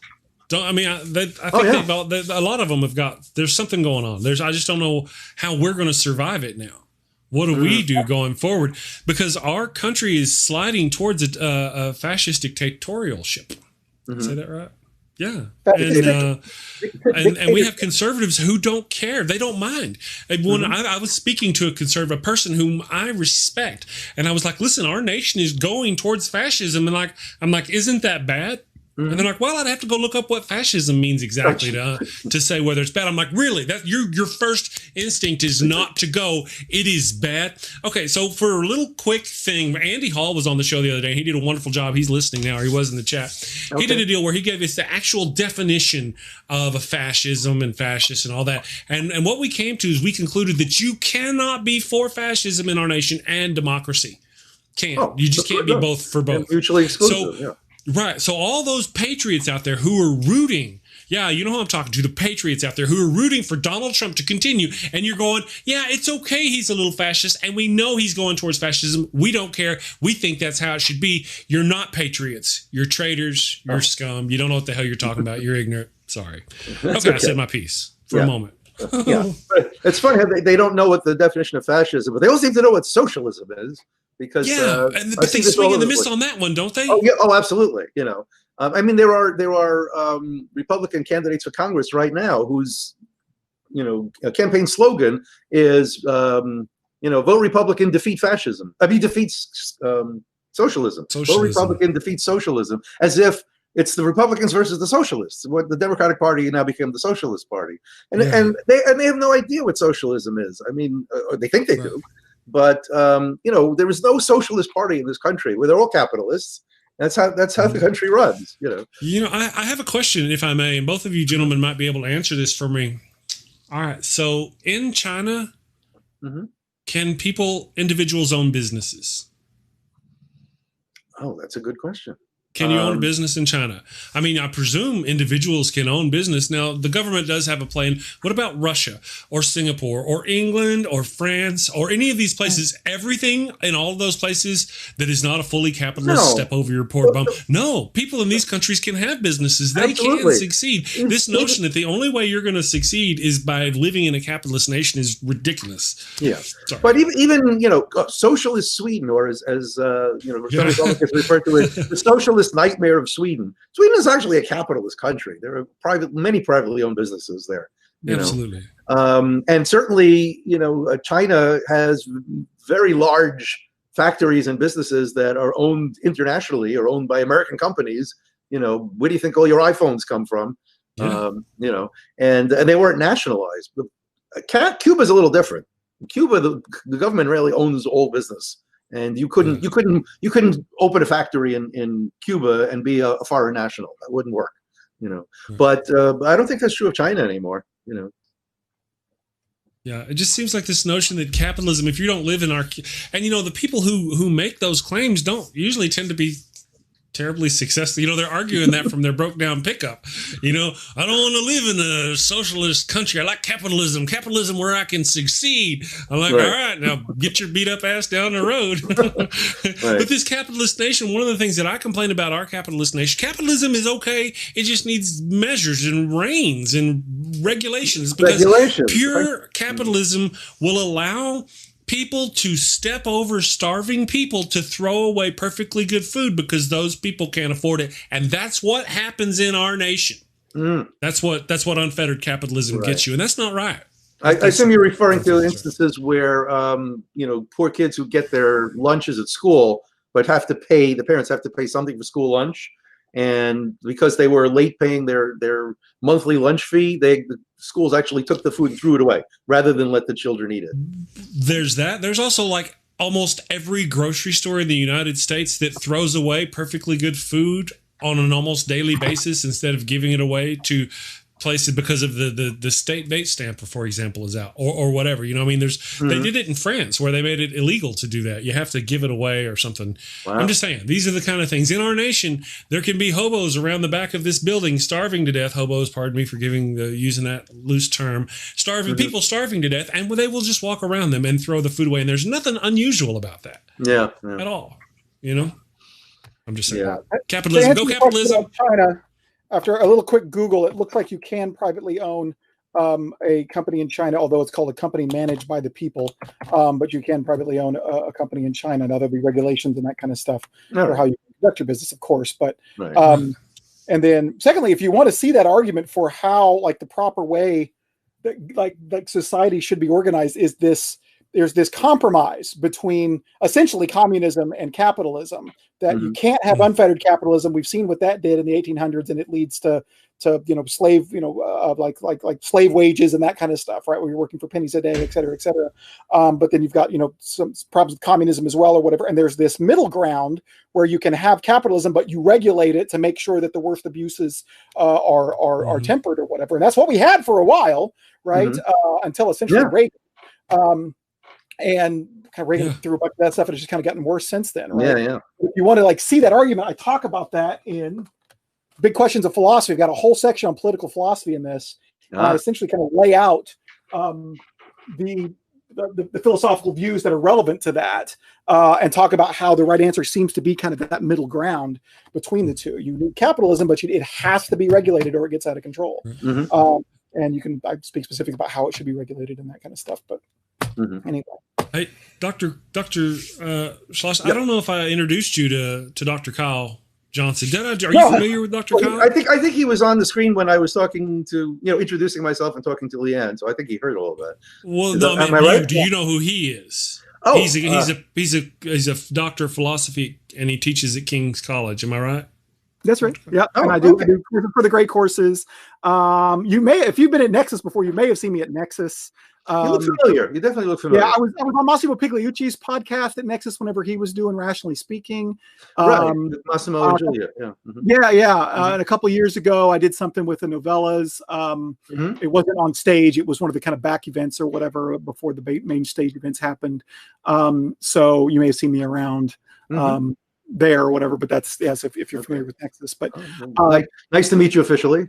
Yeah, you too, Richard. Yeah, sorry about that. Due to the nature of ending one show in the middle and kind of having people come on, it kind of makes the proper introductions a little awkward. My apologies, gentlemen. So, what do you think? Do you guys what are your opinions on how this next election is going to go? Based on what we see now, are they really going to kill the post office? Is that going to happen? I think it's very likely that we have seen our last free election in America. Me too. I think so. That there's no way that he is going to succeed in choking the postal system out. There's no way that anybody can stop him. Congress can pass some kind of law. He will just veto it. There's not enough people to override the veto. They're throwing away mail sorting machines. They're destroying them. They're not just putting them somewhere where you could put them back. Right. Many of them have already been destroyed. You cannot replace those before the election. They were taking mailboxes off the street, right? And they stopped that. They're not going to do any more, right? They say, right? But A, I don't know if they believe in. B, it's too late. They didn't say they're going to put them back. Right. They just said they're not going to take any more away, right? Yeah, I noticed that. He is going to. I am not confident. I've signed up for mail-in ballots for both the last election and this coming election. That means in order to vote in the next election, I have to get my mail-in ballot, fill it out, and send it back. And given the delays that have already been manifest in the Postal Service, there's going to be a delay in me getting my ballot to begin with. And even if I fill it out the very day I get it and send it back the next day, I'm not confident it's going to get to where it needs to get by election day to be counted. Because the law is, if it doesn't get there, it's not that it's postmarked by the right day. If it just gets there in time, it has to get there in time, not be postmarked by election day. It has to get there by election day. I'm not confident that if I do it the day I get it and send it back, that it will get there in time, because that's how much the mail has been piling up. Right. And so I'm not even confident that my vote's going to be counted. Right. And I could take my mail-in ballot to my polling place and fill in an absentee ballot instead. Like I give them the mail-in ballot and I do an absentee ballot. I'm not confident that's going to be counted either. Right. Like I don't, and I'm actually working the polls. Like I'm actually a poll worker here in my county or whatever. And I make sure people get through and that kind of stuff. Right. And those votes will be counted. Those people who go in, it's electronically counted or whatever. But the way Republicans have always won is by suppressing the vote. The fewer people who vote, the better they do. And in the middle of a pandemic, when we're going to be relying on the Postal Service, choking up the mail is the perfect way to suppress the vote. That is what they are going to do. They are going to get away with it. And I don't know if is it Belarus? No, where's like, I'm very afraid that what's going to happen is that, authoritarians and dictators, they have elections, right? Like Putin has elections, right? But they win by 95% of the vote, 80% of the vote or whatever. Yeah. And it's obviously a farce, right? They did not win the popular vote. Everyone knows they didn't win the popular vote, right? And there will be protest. That's what's going to happen here. Everyone's going to know that he did not win the popular vote. That's going to be, I think that's going to be kind of a given, right? But he also didn't win the popular votes in the states that he needed to win the Electoral College. Right, that people are going to know that votes weren't counted, there was suppression, this wasn't a fair election, and there will be people out in the streets. And I do not think it is with there will be protests, and I don't think it's outside the realm of possibility that those protests will be squelched with live ammunition. Yeah. We've already seen them we've already seen in Portland and stuff, people being drug away by unmarked cars by unmarked officers, right? With no ramifications. No ramifications. Right, nobody's people, have objected to it, and they've supposedly stopped in different places. But this is going to be a nationwide thing. There's nothing to stop them from doing that. I mean, you've seen. I don't know if you've seen it or not, but like in The Handmaid's Tale, in the television, the Hulu series, right? There's that scene where they're protesting the fact that all the women have had all their money taken away from them and given to males, and they're protesting, and the cops start shooting live ammunition at them. That is not that is not outside the realm of possibility here. Yeah. And I'm sorry, go ahead. No, continue. No, all bets are off at that point. I mean, it's there's no way, apart from a complete new American revolution where we overthrow the government and establish a new one, there's no remedy. Right. And you can see who Trump admires and idolizes are all these strongmen dictators. Yeah. Erdogan, and the guy in the Philippines, I can't remember his name, and of course Putin, and he's joked about being president for life, and meanwhile our Democratic allies, he looks for any opportunity to insult them and put them down. Absolutely. Right. And as Michael Cohen apparently says, I heard the foreword of his book. The full book is not out yet. But as Michael Cohen says specifically about that line about joking about being president for life, Trump does not joke. Right. He does I don't think he's capable. Yeah, he has no sense of humor, really. But that is his way of testing the waters. He says that, it says it's a joke, to see how people react, to acclimate people to the idea of him doing this kind of thing, so that when he does it, people are already kind of used to the idea. It is not a joke. Right. It is not a joke. And the Republican Party will be perfectly fine with it. All the people I know that support Trump will be perfectly fine with him being president for life, because they think he is God's gift to humanity. So much for democracy, so much for the Constitution, so much for all that patriotism they talk about all the time, so much for all of that, as long as their dear leader gets to be installed for life. All of that is just a ploy. All of that is the talk about, the Constitution and yada. That's all just like, what's the word I'm looking for? It's a ploy. It's a way to make they don't actually care about those things. That's just, they think you care about them. So by mentioning, like, they think you care about the Constitution. So by mentioning the Constitution, they try to bolster their position, or they don't really care. Right. This is why they talk about the Second Amendment, but they never talk about the First Amendment. They never talk about the Third Amendment. They don't talk about any of the other amendments, just that one, because that's the one that they like. But they'll ignore the rest as is convenient for them. Right. That's exactly what's going on here. So, one of the things I've been wondering is, how does this end? I mean, based on what we've discovered, now we could be just all full of shit, right? But if what we're saying here is right, how does this end? Who could stop them? Now, I'm not talking about a vote, because we already established there's no voting. There's no voting to end this. So is it a general? Some top general walks into the office and goes, "Sir, you're under arrest," and we literally have a military coup until that military group can remove the corrupt politicians and let us bring in. How does this work? How do we get out of this? There's no out. I did hear that there was a memo. I don't know how much truth there is to this, but I heard it on the news that there was a memo that had circulated asking General Milley if the military would step in to remove Trump from the White House if the election gets certified against him and he refuses to leave and has his own private militia surrounding the White House, so that nobody can get in to take him out. Would the military then move in? I don't know. Betsy DeVos's brother's troops, by the way. Oh, really? What was his answer? Blackwater. What was Milley's answer to that question? The answer was that there's no official statement, and the generals deny everything. But yeah, of course. But it's incredible to think that it could come to something like that in the United States of America. You mentioned Belarus earlier. We've all been seeing what's going on in Belarus, where the leader is an out and out dictator and is using live ammunition against protesters. And had another one of these sham elections. Yep. But I think that kind of thing can happen here. I really am extremely afraid that kind of thing can happen here. And I worry about even the military being able to do this, because there is a culture in the military. And I've got a few people who've gotten out of the military because of this, especially in the kind of lower echelons or whatever, that are extremely loyal to Trump. Extremely loyal. Yeah. Milley is not the one that personally is going to go in there and do this. Like, his hands will not be. Correct. He will have to be commanding people. Exactly. To go do that. I'm not sure they would follow that order. Right. Well, even knowing that who the general would be that general, well, surely they're already moving to replace him with a general that would not do that. Well, yeah, Trump is, right? we are pooched. And see, when we talk about the election, I've mentioned this before. Okay, they're worried about the mail election because they can't stop the mail-in vote.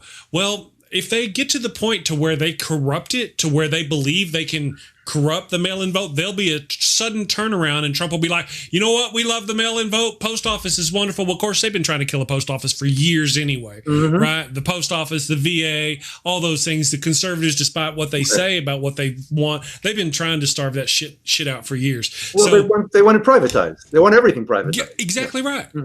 Yeah. And that's going to add better service, better care. To any of anyway, that's kind of the whole plan. I just see there's no way out. That's kind of my deal. Right. I don't know how we're going to do this without some kind of intervention like that. We can't vote them out. When Trump says, "Oh, you know what? I'm ready for the vote. Let's go ahead and vote by mail. We got a pandemic. We really need to vote by mail. I'm sorry, I was wrong. Let's go ahead and vote by mail." They've corrupted it, and it doesn't matter what the vote by mail is going to happen, because they've corrupted it. That's how you know. Right. So there's no way. If he loses the election, my wife was telling me that she was listening to Rachel Maddow, and Rachel Maddow says that Trump has lawyers stationed in every state prepared to contest the results of everything. Of anything that he loses. I mean, this is just going to be a freaking nightmare. Yeah. What happened? I mean, like I was talking with Dr. Kyle, and he kind of pointed it out. All these people claim to be patriots and love our nation and love our country and love what America is. And this is not America. This is not where America has ever been. America, as a matter of fact, we defeated a nation, not unlike where we're headed. Yeah. These kind of things. And yet these people believe it. What do we do? Put our heads down? Pick up a gun? What do you do? Pick up a sign, I guess. Pick up a sign, yeah. Because I actually wrote a science fiction book real quick. I mean, you mentioned this earlier about them using live ammunition. I wrote a science fiction novel a few years ago in 2016, and it kind of talked about the right wing getting more and more power. And eventually in that science fiction novel, the people were storming the White House and Congress was fighting them off literally with helicopters. They were using military helicopters to shoot down people on Washington Square and leading up to, right? And that was just stupid a few years ago, and yet now it's not. It doesn't seem so odd. I'm just. It's not that outlander. It's not that. No. But it's interesting that I do talk to some right wingers online, painful as it is, and their focus is entirely different. I mean, they're not worried at all about it's a good thing that mail ballots are being challenged because they're all fraudulent. They just repeat whatever the president says. But what they're mostly concerned about is, well, look at what the Democrats are doing in our cities. We have anarchy and lawlessness and looting and rioting, and Trump is the only one who's trying to stop that. That's why he needs to get in again, because he's the only one who can keep law and order. So that's the focus, is always like, the cities have gone to anarchy and Trump is going to fix everything, and that's the only thing they seem to really be concerned about. And then I pointed out to one guy online who was saying that the left is trying to squelch free speech, and left doesn't want conservatives to have a voice. And I said, well, what do you think about a president who orders protesters tear gassed so he can walk across the street and stand in front of a church holding a Bible? What does that say about free speech? And his response was, where did you see that, on CNN? It never happened. That whole incident was fabricated by CNN. Yeah. This is what they believe. Yeah, because they have insulated themselves. And I grew up in Oklahoma. I was surrounded by people who are insulated in this conservative talk radio, Fox News, OAN, they insulate themselves, and they literally listen to it for hours a day and just completely brainwash themselves with all these conservative talking points and bullshit news and that kind of stuff. And they are like any evidence. They're all conspiracy theorists, because that's all they listen to all day is right-wing conspiracy theory bullshit from Alex Jones or whatever. And so they're literally, you cannot argue with them, because facts and evidence do not matter. Right. Like, I can show you the fucking videotape of them being tear-gassed and him doing that, and if they have to, they will say that was digitally made in a production studio and that didn't really happen. Right? Like, there is no evidence that they will respond to, because that's how conspiracy theories work. They're unfalsifiable, because when you are that engrossed in the conspiracy theory, you can explain away any evidence by just saying, yeah, that's what they want you to think. Right. And this is why, like, back in 2015, 2016, I was saying that Trump was going to win, because I knew what his base was. I came out of that base. I used to be part of that base. And people were like, oh, no, the average American is not that. They're not going to allow someone who's like that. Blah, blah, blah, blah, blah. Bullshit. You will never go broke betting. You'll never go broke betting on the stupidity of the American voter. They all fell for it, hook, line, and sinker, and they loved it. They fucking loved the racism and the race baiting and the misogyny and the sexism. Like, they loved all of it. They think they love him despite all of that. No, they love him because of it. Right. Because of it. Yeah. Right. As I've often seen, mentioned in articles about the way he treats immigrants, and the cruelty is not a side effect. The cruelty is the point. Yes. Yes. And people, when you see people talk about, like, we're locking children in cages and separating families at the border, and we let cops kill African Americans, and they on tape, and they still get away with it or whatever, and there's no consequences or whatever, and people say, oh, we're better than this. That's not who we are. It's like, no, that's not how you are. That is totally what this country has been for the longest time. They are, right. Like, we have been a country of slavery and Jim Crow and racism and stuff it's been there since the beginning. We have never gotten rid of it. Nope. We kind of pretended it didn't exist for a while, but it's always been there. It is shameful, but that is actually who we are. And that's what it kind of went underground for a while, because people had gotten the message that this really isn't acceptable in polite company. And then Trump came along, and people who supported him were like, hey, this man says what I think. Now I guess it's okay to think like this. They were empowered and emboldened. Yep. And that's why you can find people wearing, like, face masks that's got a damn swastika on it, filling up their gas tank at gas stations, right? Yeah. Like, just not ashamed of it. Horrifying. Not ashamed. But that's like a testament to the ignorance of these people. I mean, it's also a failure to the education system in our country. Something else that the conservatives have been trying to starve to death for quite a while now. It's just like, at every turn, these people are on the wrong side of decent civilization. Right. And they have the reins now. Really, this is the deal. We're not really being run by the conservative party, I don't believe. We are being run by the Tea Party. The darlings of the Tea Party. It's not called the Tea Party anymore, because they overtook the entirety of the Republican Party. The Tea Party took over the Republican Party, correct. Yeah. So that is the deal. It is no longer the Republican Party. It is the Tea Party. I wish they would identify thus. because that's what we've got. And all the worst of what they offered is what they're bringing. That's their A game is Trump.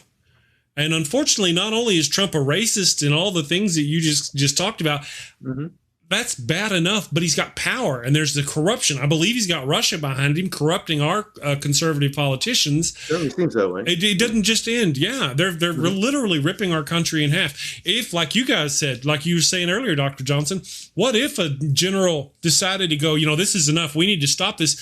We could have a civil war within our own military, as the one general tried to stop the Trump and the other general or whomever took his people and tried to stop the first general. Well, that's just crazy that our nation that's a near reality in our nation. Right. Well, this was an observation of mine years ago. I hadn't read it anywhere else, so I took credit for it, which is in every instance where there is a populist uprising against a totalitarian dictator, whether the uprising succeeds or fails depends on which side the military sides with. If the military supports the dictator, he crushes the uprising. The military sides with the people, he's gone. Right. Yep. Yeah. Well, in this case, we not only is half the military siding with this monster, but he's also got a private military. That's the problem. My understanding is a lot of the police or the officers who were in those unmarked vans pulling people off of the streets in Portland and stuff, a lot of those people were not actual military or police. They were part of the old, I don't know what they call it now. It used to be called Blackwater. Blackwater, yeah. Yeah, the mercenaries. And it's run by Betsy DeVos's brother.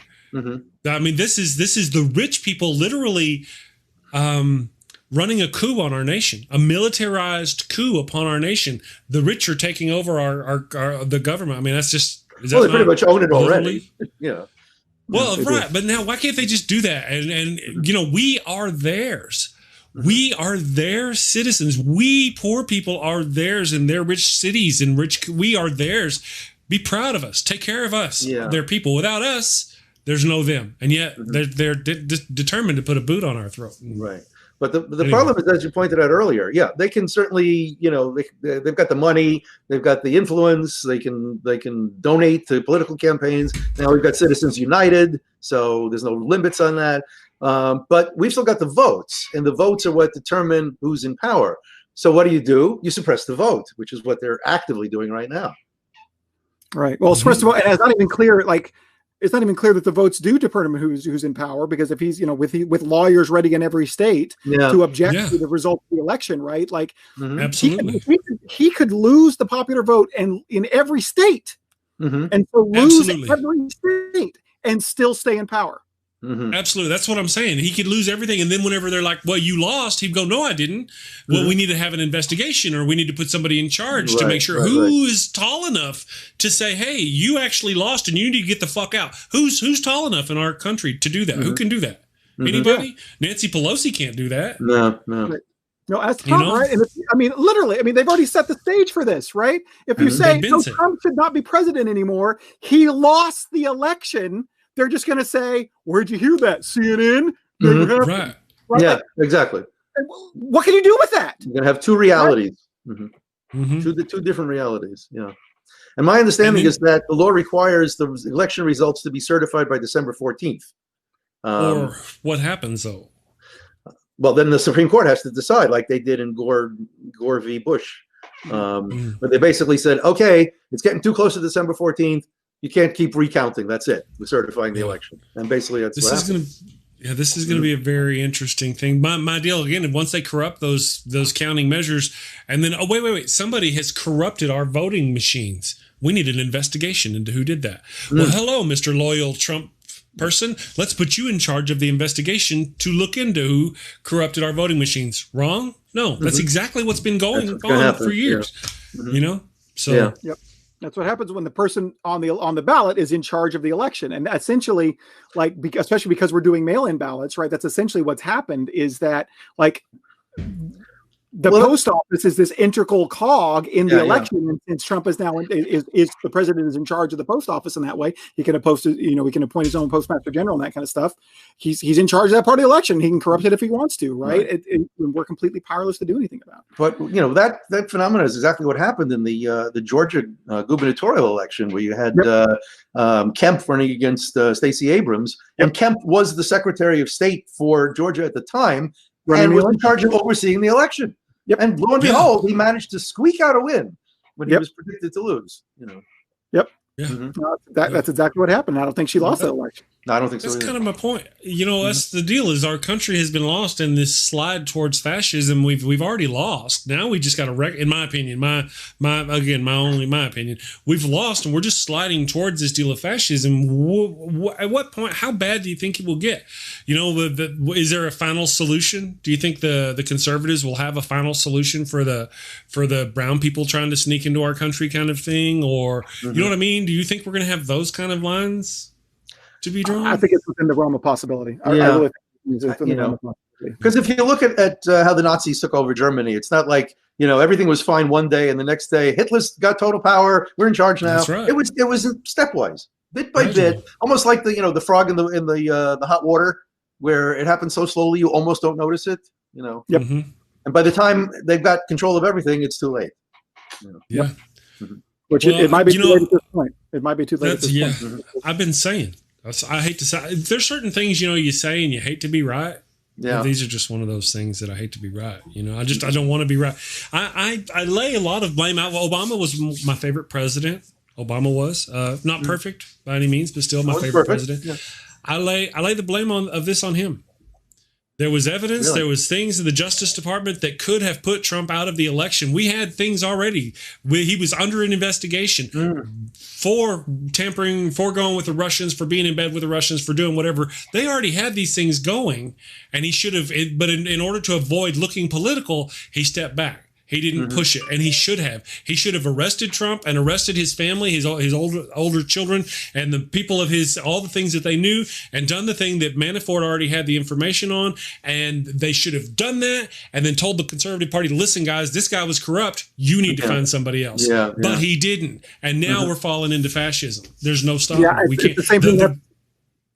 Go ahead. That's what Comey did, right? Whenever he announced that they were investigating Hillary, and they were investigating Trump too, but he didn't bother to mention that, right? Right. But because he didn't want to appear political or whatever, and because everybody was working on the assumption that it didn't matter because Hillary was going to win, right? And it's the same thing. I've lost my train of thought here. I'm so sorry. It's okay. It's like this is the problem with Democrats, is that they're not willing to play dirty like Republicans are willing to play dirty, right? Like it is FBI policy not be political. Like 100 days out from the election, they're not supposed to announce anything that would have any kind of political ramifications, right? Right. The big reasons that Obama was like, no, we're not going to say anything about the investigation about the collusion with Trump and the Russians and blah blah blah, because that would break that policy, right? Trump's already fucked that policy. Like Barr has already said, we're investigating people in the Obama administration, and we're going to make an announcement about what we have found before the election occurs, completely throwing that we shouldn't interfere with the election at all, like completely throwing that aside, because the Republicans are willing to fuck everything and fuck all norms and do whatever they possibly can. They're willing to cheat to win. Right. And Democrats have enough integrity not to do that kind of stuff, but it puts them at a complete disadvantage. This is like the paradox of tolerance, right? Like if you're supposed to be tolerant, but if you tolerate intolerance, you end up with no tolerance at all, because if you tolerate intolerance, those who are intolerant will take advantage of your tolerance and crush you, and then they're in control. And now, since the tolerance is in control, there's no more tolerance. So being completely tolerant actually leads to intolerance by allowing the intolerant to take over everything. That's the kind of thing that's going on here. If the election results show that Trump wins, I don't think that Democrats are going to have the spine to challenge it and say that's bullshit. That's not really because Hillary just gave a concession speech, right? Whenever she lost or whatever, she didn't challenge the results. She didn't say he hacked the election. This is not a fair. This wasn't a fair election. Like, she didn't do any of that. Guarantee you, if Trump had lost, that's exactly what he would have done. Does Biden have? Right? Does Biden have lawyers waiting in every state, ready to start contesting if he loses? Does Biden have that? Is he ready? I wouldn't think so. I don't know. And yeah, I mean, I think so. I've heard that the DNC does have lawyers, trying to ensure the integrity of the election. But if Trump declares a victory and there were obvious shenanigans in the election, I don't know that they're prepared to challenge it. Yeah. Well, if they corrupt the next elections for the Congress and the Senate, if they get control of the Congress and Senate, I mean, I can't imagine they couldn't do anything then with the conservatives not doing it. So you want a third election? You want to go for a third term? How do you overdo that third term? How do you get it to where you can, with that much corruption in their states, they would make it to where he could be the president for life for the second term. And you remember when China did it, he was praising those things. People say it can't happen, but it can happen. Yeah, well, it would require a constitutional amendment, right? Because we have an amendment limiting the president to 2 terms. How do you do that? Well, to cover, you got to get 2/3 of. You got to get 2/3 of the state to ratify it, right? And if you can get the 2/3 of the states that are corrupt, and you have a majority of corrupt conservatives, which we already know we have. Yeah. All we need is a majority of them to the win majority, and then you could do that, and you could overturn that amendment, and boom. And it's not as hard as we seem to think whenever we have this entire group of conservatives who are either bought out. We've covered this. They're either bought out, they're being blackmailed, they're bribed, something is wrong. So I just don't see it being too far afield for to be it happen. Of course, I'm not ninth grade dropout. I mean, it'd be really hard to get 2/3 of the states to ratify it, except for, of course, if you're hacking the vote, right? Like it might not be that hard states to do that, right? But here's what I'm worried about. The idea that, he can't do that, it would require an amendment to the Constitution to allow him to be president for life, right? That argument is predicated on the idea that the Constitution limits what Trump can and cannot do. It does not. The Constitution can limit him only in regards at the limits of the Constitution on Trump are only go as far as Congress is willing to enforce them. Okay, that's the point. Right?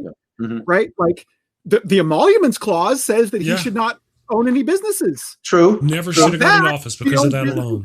He's funneling money into his pocket every fucking day. The Constitution specifically says that he cannot do that, and he does that on a daily basis. Right? The things that he did that he got him impeached were unconstitutional. He should have been removed from office. Absolutely. Because the Senate allowed him to do it. Right?